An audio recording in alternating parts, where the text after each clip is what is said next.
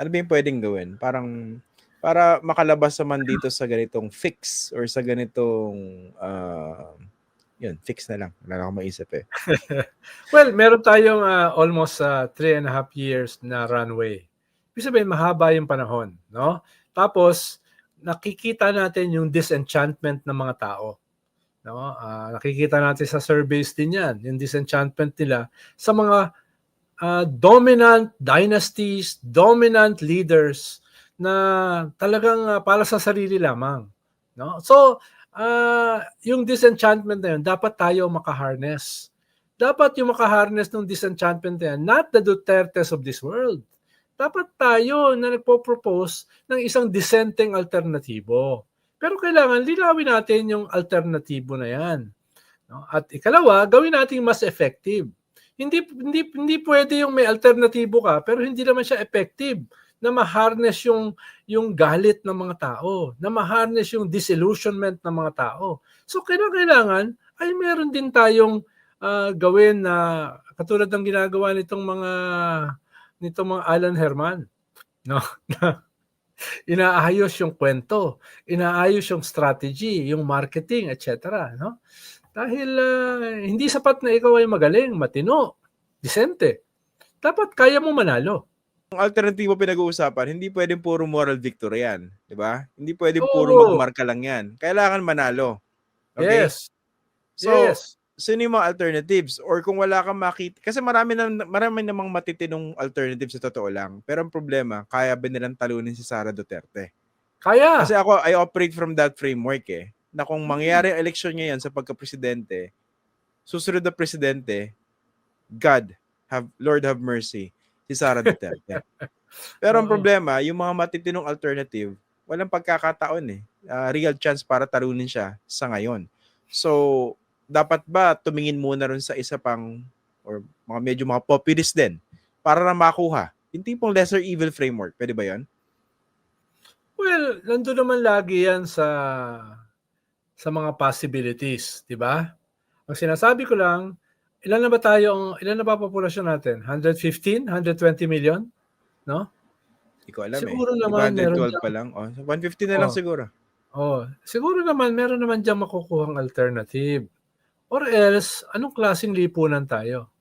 Puro na lang ba halimaw yung pagpipilian na lang natin? Puro na lang ba mga lesser evil? Puro na lang ba mga puwersa ng kadiliman at puwersa ng kasamaan ang ating pagpipilian? Huwag naman. No? Para sa ating mga anak at sa kanilang magiging anak, we have to find a way. Diba? No? At naniniwala ako na deep within our hearts, no, ay naghahanap tayo ng matinong alternatibo. Ayun lang kalimitan dahil walang alternatibo, so pipili tayo ng mga tempting lesser evil na yung pala ay nagiging greater evil. No? So, yun yung ating temptation eh.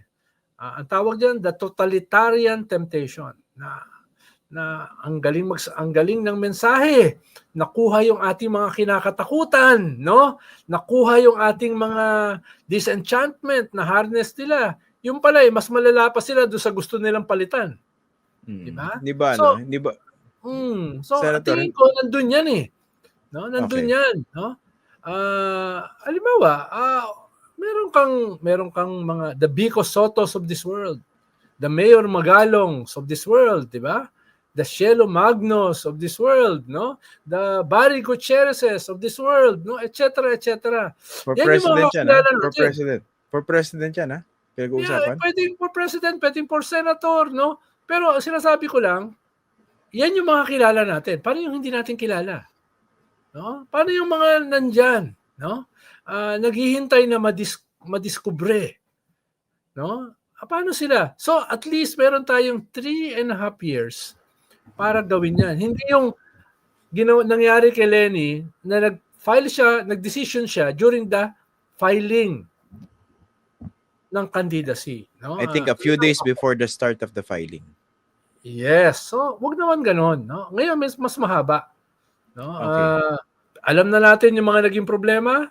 Alam na natin yung elements of a solution. So, hanapin natin yung mga tao na hindi uulitin yung ganyang klaseng problema, hindi uulitin yung ganyang klaseng kasakiman, hindi uulitin yung ganyang klaseng monstrosity.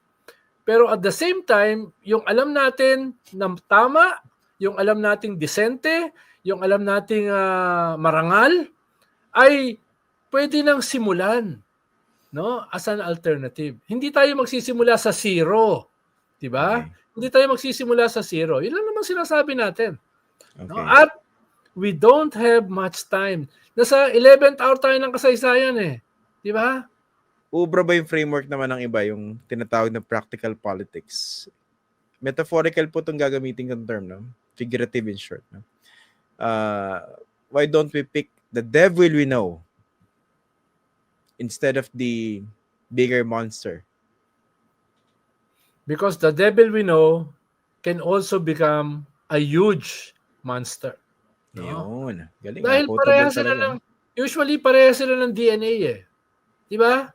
Usually parehas sila. Kaya if we can choose somebody much better, gawin na natin, no?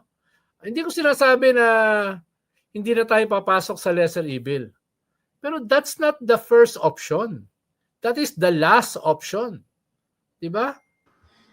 Hindi, ito example. Marami Hindi, namang ito- first option eh. Ito, Senator, example.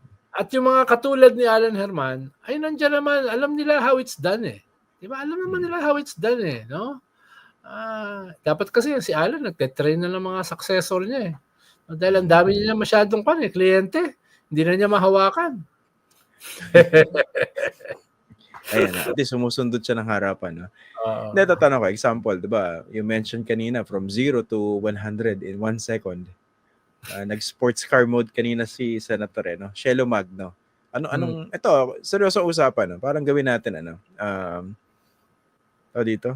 Thought exercise. Parang Albert Einstein. So, anong pwedeng gawin dito kay Shelo Magno in that context of producing a real alternative? Well, ako, ang quote ko, ituloy niya yung kanyang ginagawa, no? Higher purpose, no? Siya yung panang higher purpose eh. Pero hindi siya pie in the sky dreamer. May alam siya sa loob na nangyayari sa gobyerno at doon siya nanggagaling, no? Hindi ganun karami ang katulad niya. Halimbawa tayo, mga kwan lang tayo eh, mga sampid lang tayo, wala naman tayong alam paano pinapatakbo gobyerno eh. 'Di ba? So, yung mga yan, nasa sentro yan eh. Alam nila anong mali, anong pwedeng gawin, no? At the same time, wala naman silang record of corruption. At least wala akong alam. Ikaw ba meron? No? Wala. Di ba? So, medyo maganda yung kanilang track record. Ang kailangan nila is to create a brand. No?